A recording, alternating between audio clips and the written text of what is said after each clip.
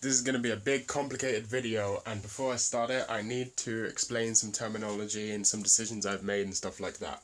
So, first of all, in Japan, the word otaku, there we go, that's my Japanese pronunciation, I'm very cool, aren't I? I'm very cool, is used to just describe anyone who has any hobby that they're very obsessed with. So, as in, for example, some of the big categories of otaku in Japan would be densha otaku, like train otaku, what we would call train spotters, or for example, military otaku, people who really like military technology and military history, that sort of thing. I won't be including that sort of thing here. I'm talking about what, if you used otaku without a prefix, without specifying the category, what would be generally considered otaku then? So your stuff surrounding anime and manga, pretty much. And the second thing I want to say really quickly is most otaku are probably much more into gaming than other people. However, most gamers aren't otaku, so I won't be classifying games in general as an otaku medium because it's not, but I will talk about some games. And the third thing I want to say is that this video is not going to have a satisfying ending because it will just sort of peter out as I run out of things to talk about. I've made a list, I'm checking it twice. Let's get started with anime.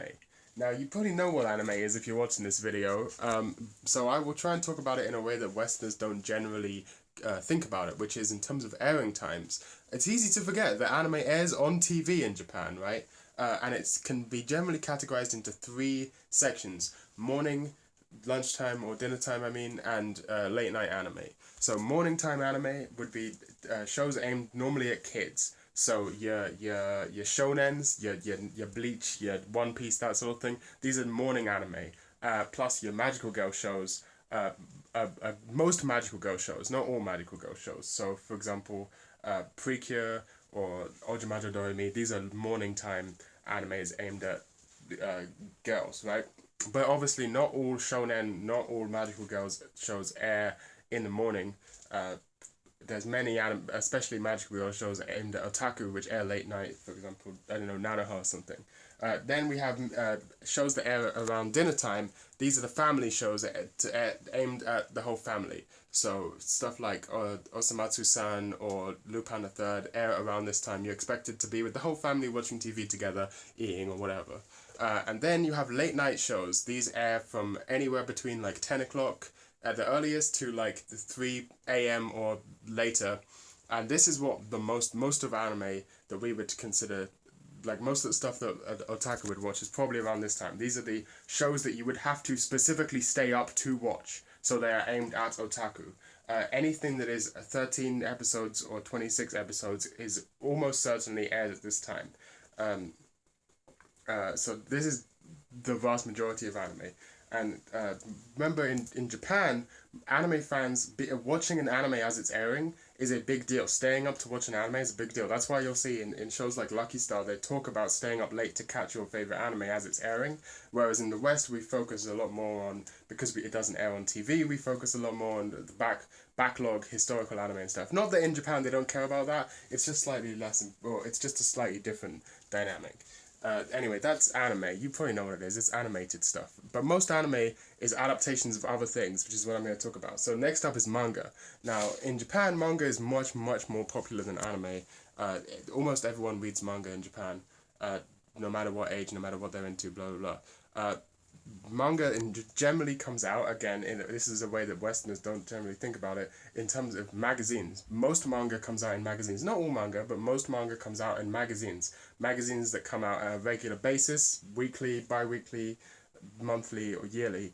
Some examples of that, and magazines tend to be separated by genre. So, for example, Weekly Shonen Jump, the most popular manga magazine by far. It comes out all over the world. It's fucking huge, like they're thick as fuck. It comes out every week, and they basically have a monopoly on shonen. It's kind of fucked up, but no one talks about it. If your manga doesn't make it into Shonen Jump and you want to write a shonen, you're not going to be able to do it. If you, for some reason, have a problem with the executives, they don't like you, a Shonen Jump, they will ruin your career. You can't do anything. Shonen Jump has a monopoly over the shonen genre. Shonen genre being your stuff like, One Piece, Naruto, that sort of thing. Those all come out in Shonen Jump. Then you have other magazines, for example, Manga Time Kirara, which is like It's actually in multiple magazines, but that one, a lot of the good slice of life stuff comes out there. It's aimed at women. Yahidamori Sketch, K-On!, Gochima Moasagi Desu Ka, that all came out in Magatem Kurara. And then you've even got stuff for crazy things like Monthly Garo, which doesn't exist anymore, started in the 70s specifically for avant-garde and experimental manga. If you know you may have seen the film Cat Soup, Nekojiro So. That's based on a manga that came out in Monthly Garo. Worth reading the manga, it's great. Everything that came out in Monthly Garo is great. I just want to show Monthly Garo because no one cares about it. Half the shit isn't translated, but if you can find stuff that's translated, it's amazing. But remember, not all not all manga comes out in magazines. Some manga is released in volumes, just standalone as well. Next up, visual novels. I myself have been getting very into visual novels recently, so this is basically just an excuse to talk about how great visual novels are. Started sometime in the 90s. They're basically somewhere half between a video game, a book, and a comic. You could explain it as it's a comic, but it's on the computer, so they can do animations and voices and stuff. Visual novels can be separated into a few categories. We'll start with eroge. Eroge are visual novels that have sexual content in them, which is actually the majority of visual novels. The great thing about visual novels is they can be much longer for a much cheaper cost. For example, if you want to make a really long anime, you have to hand draw every single frame, so the longer your anime is, the cost scales dramatically. Whereas with a visual novel, it doesn't take that much more effort to write a longer thing than it does to write a shorter thing, so a lot of them can be much longer. Another key feature of visual novels is they often have branching choices, so it's like reading a choose-your-own-adventure book. You at some point you get a choice, and you can pick either thing and get a different ending, normally split up into routes. Routes generally tend to follow a certain character, so you follow there can be something called a common route, which is the route before you get to the choice where it splits off, and then you will normally, depending on which choices you go for, it will split off into various characters, individual stories, and individual endings.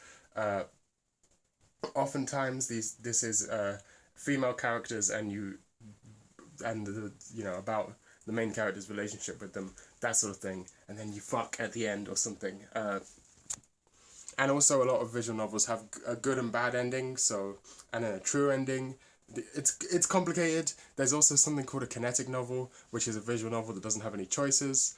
A lot of visual novels get adapted into anime. Some of the most popular ones, Steins Gate, but other popular ones might be Higurashi. There's a billion visual novels that get adapted into anime, especially ones by Key. So like Clannad, Air, Canon, those ones are very popular for a while.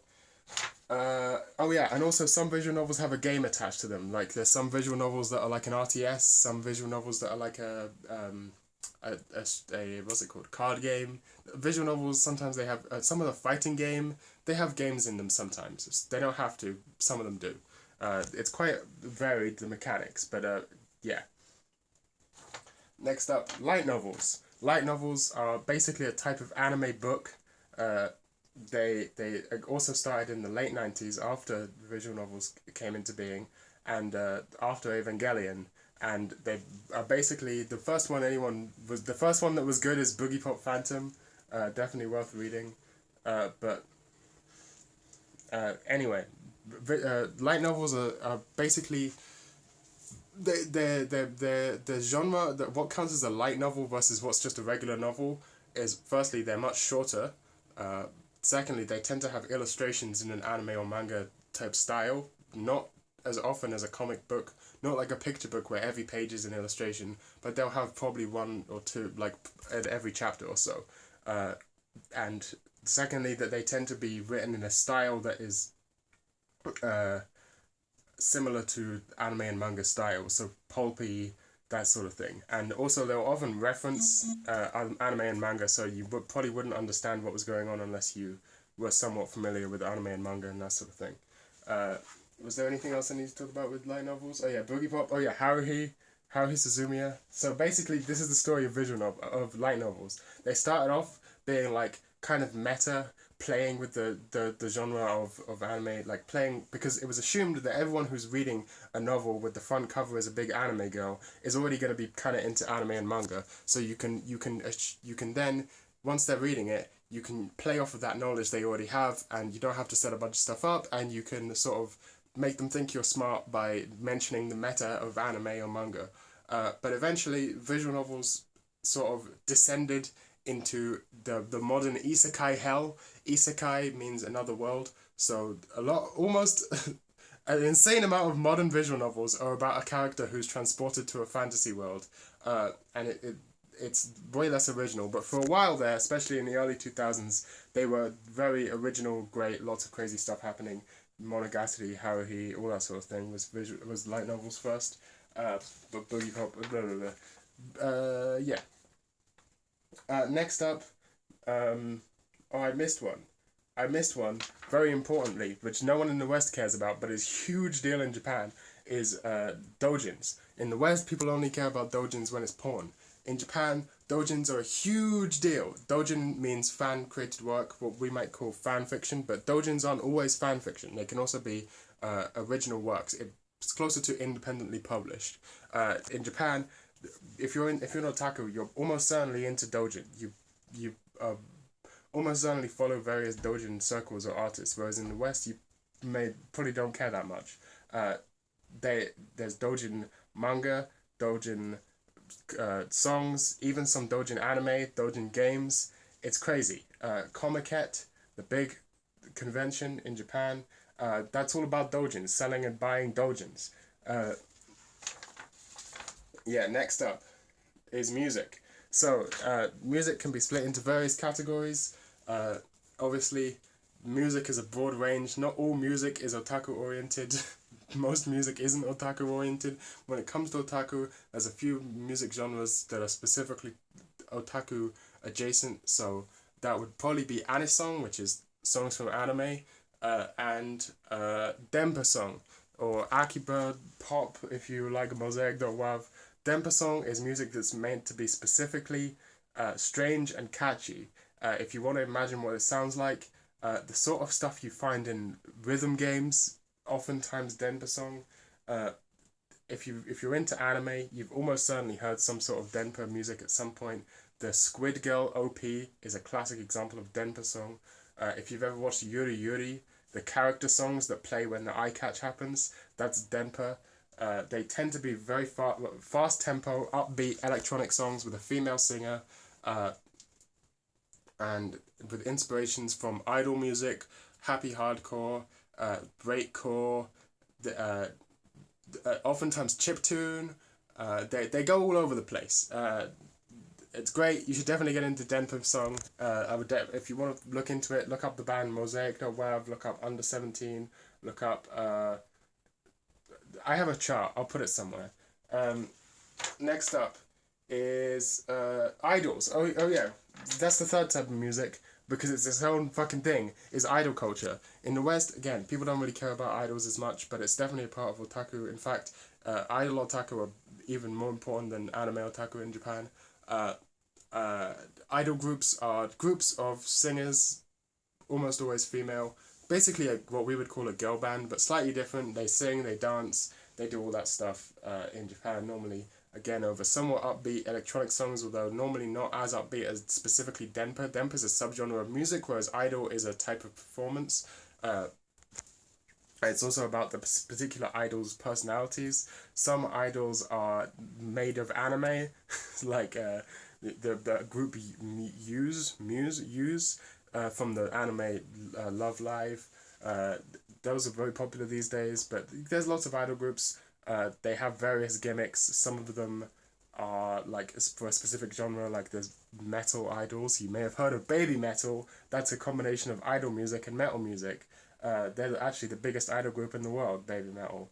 But that's an idea of what an idol group is. It's a few girls, they dance, they sing. Stuff like there's loads of fucking gimmicky idols. There's a vaporwave idol group. There's 80s synthwave idol groups. There's a 90s piano house idol group that I found the other day out of nowhere. There's a There's a BIS, Brand New Idol Society, which is like an anti-idol group where they do all sorts of subversive stuff to like point out how fucked the idol industry is, and they make noise music sometimes with a band called Bunky Kaiden or something. It's crazy. It's great. Idol music's all sorts of crazy stuff. If you've ever seen the film Perfect Blue, that's an idol. Oh yeah, and Vocaloid. I don't know how I forgot Vocaloid. Vocaloid, stuff like, you probably know what Vocaloid is. Hatsune Miku. Not so big anymore. Was a very big deal for a while. Um, Basically, it's a program that you can program to sing in certain melodies and say whatever words you want. And you can make music with it. And lots of people do make music with it. Hatsune Miku being the most popular. Vocaloid is owned by, I believe, Yamaha. So they make a lot of money. Um, Next up is mobile games. Not all mobile games are otaku oriented. In the West, we don't really care about mobile games that much. In Japan, mobile games are a big deal, especially with Fujoshi, which I'll be getting to.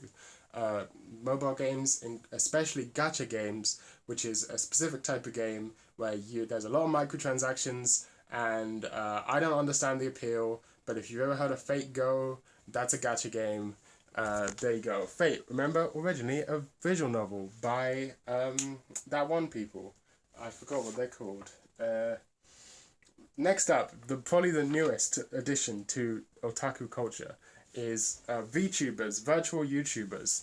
You've probably seen Kizunai somewhere. She's fucking huge, especially in Japan, but everywhere. Kind of normie tier. Virtual YouTubers a big deal. It's like you use a certain program that uses makes your face into the face of an anime person, and then you look like an anime.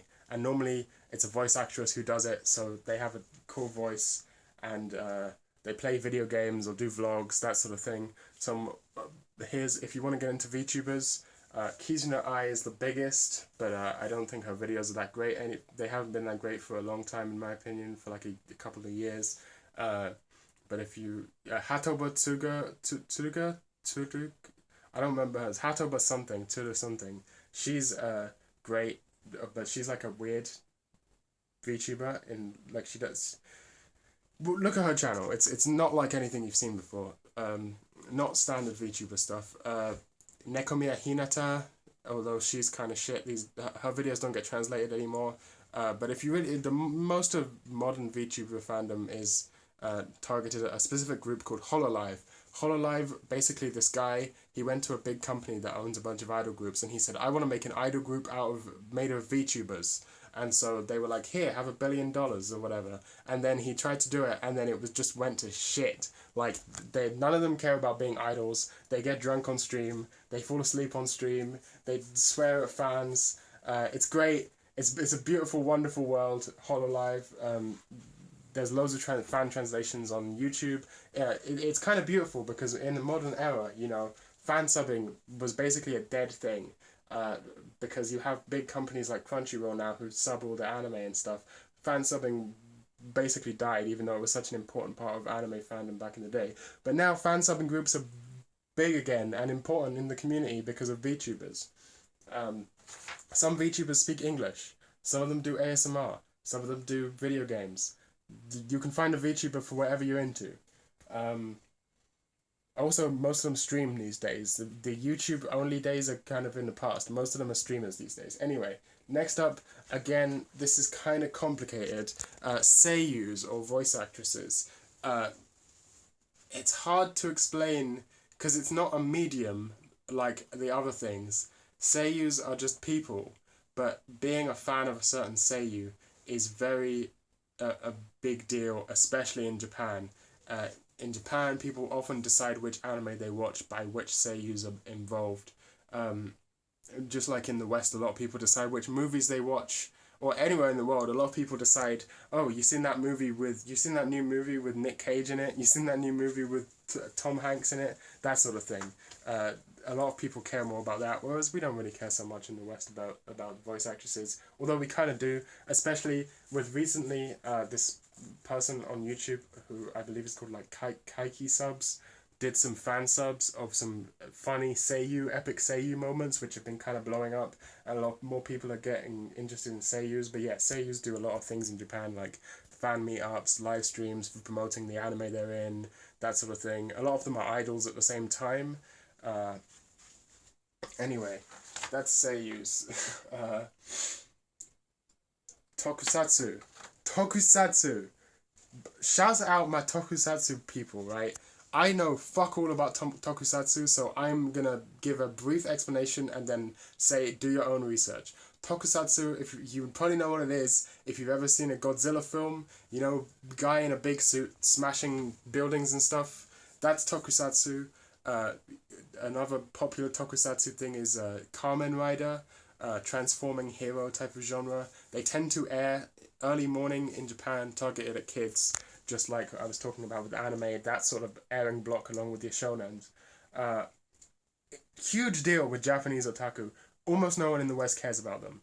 I wish I could get into Tokusatsu. One day I probably will, but for the meantime, I know very little about Tokusatsu, and I don't know how to get into it, so I'll simply... I guess I'll put a video in the description that I found that seems to be some people who really know their shit giving a beginner's guide, although it's not the most polished video in the world. It seems pretty accurate, so again, I don't know anything about the Tokusatsu, so you'll have to find that elsewhere, but it's a big deal, especially in Japan.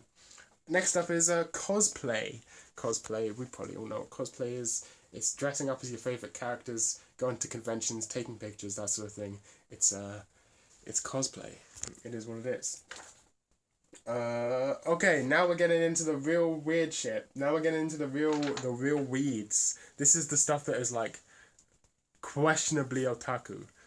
This is because it's like what counts as an otaku medium and what counts as like another genre of otaku. Like where's the line between someone who is into like anime and manga and versus someone who is like an otaku for a different thing? It's hard to say. Like, does Tokusatsu count as its own thing, or is it anime and manga related? It's hard to say. So now we're getting into the kind of weird grey area stuff. But first I'll talk about Toho, because it doesn't fit anywhere else, but it's important. Toho is a video game series created by one guy. It's like a bullet hell, which is basically a very complicated shoot 'em up. And it has so much fan artwork and stuff and a billion characters, and I'm terrible at the video games, so I have never beaten any of them. I'm really bad at them, and I only know anything about Toho through memes and fan works and stuff, but it's a huge deal, a huge community, and I would definitely recommend doing some research about it if you're interested in otaku stuff, because you kind of need to know about Toho to be, you know, in the loop on all the epic memes. I guess while I'm at it, I can talk about certain other otaku games, although this isn't on my list. There's certain games which are like clearly inspired by like anime and manga. I mean, obviously Persona, Guilty Gear. There's a billion of them. You could count those. Do what you want with that information. But then this is where it gets weird. So a lot of otaku, especially in the olden days, not so much anymore, but pre-Evangelion, we can say, in the pre-Eva era, when things were different, a lot of otaku was being into Western shit, specifically Star Wars. Loads of otaku were very into Star Wars. You see the Daikon 4 opening, motherfucker got a lightsaber. They put him in Gundam. Lightsabers are cool, probably, I don't know. Western shit like that. Also, Star Trek. Lots of anime references Star Trek. For example, Panty Pony Dash references Star Trek. Lots of Star Trek references. It's like adjacent. It's adjacent. If you're into Star Trek and Star Wars and that stuff, you're not an otaku. But a lot of otaku are also into Star Trek and Star Wars. Then figures. Anime figures are things you buy. They're little plastic models. They come in many different forms.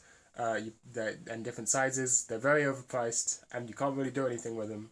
But you mostly buy them to support your favorite anime or to show off that you bought them on the internet. I don't understand the appeal. I don't buy figures because they're very expensive, but they are kind of cool. I guess you can also hot glue them, but I'm not explaining what hot glue is to people who don't know. Subgenre of figures is Gunpla.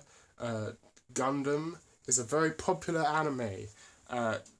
In fact, it's highly probable that the entire concept of otaku wouldn't exist without Gundam. Gundam fans were the original otaku. It's a mecha anime, and Gunpla is plastic models of Gundams that you put together and paint yourself. And they're very popular with Gundam fans, and I know fuck all about Gundam, so I'll just leave it at that. I know PewDiePie has apparently some cool Gunpla. Okay, now we're getting really into the weeds. Akiba culture in general. Akiba is short for Akihabara. It's a district in Tokyo, or a place in Tokyo, where there's lots of... It used to be the electronics district, where they sold electronics, and it evolved into like the otaku district, where you could find all your anime figures and shops and stuff, and idol performances. Akihabara, Akiba. It's just like... It's... How do I explain it? It's like a... there's lots of maid cafes and stuff, cosplay cafes, that sort of thing. I'm just gonna call that Akiba culture, maid cafes, cosplay cafes, anime shops, that sort of thing. I'm just calling that Akiba culture. That's an otaku thing. Kind of hard to do if you don't live in Japan, where you can just walk down. If you don't live in Tokyo, there's also a place called Otome Road, which is a place for fujoshis. It's like the Akiba for fujoshi specifically. I don't know anything about that, but I guess I'll explain what a fujoshi is. A fujoshi is a straight woman who reads or consumes media about gay male romance. That's what fujoshi is. It means like disgusting woman, literally translated. They seem to be doing their own thing. I don't know much about fujoshi. I'm not really into BL, which is boys love. Also, interestingly, Yuri, which is girls love, is actually, although these days it's different, it was originally a genre targeted at straight women. Strange. People don't seem to know that. Like, you watch Strawberry Panic, which is trash, but it's clearly targeted at women. Then that's like the OG popular Yuri show. Okay, I think we've run out of things to talk about. Is there anything else? Oh yeah, there's also some like things. This is the one I'm talking about. Is like at a certain point, it's like, does this even count? Like pro wrestling, for example. A lot of otaku are into pro wrestling, but pro wrestling is not an otaku thing. You know, it's like its own thing. It's hard to say, but there you go. That's. I'll just leave it at that. I hope this has been a useful resource. For you to ruin your life by getting into disgusting weeb shit. Just like me. And then your teeth will fall out, just like me.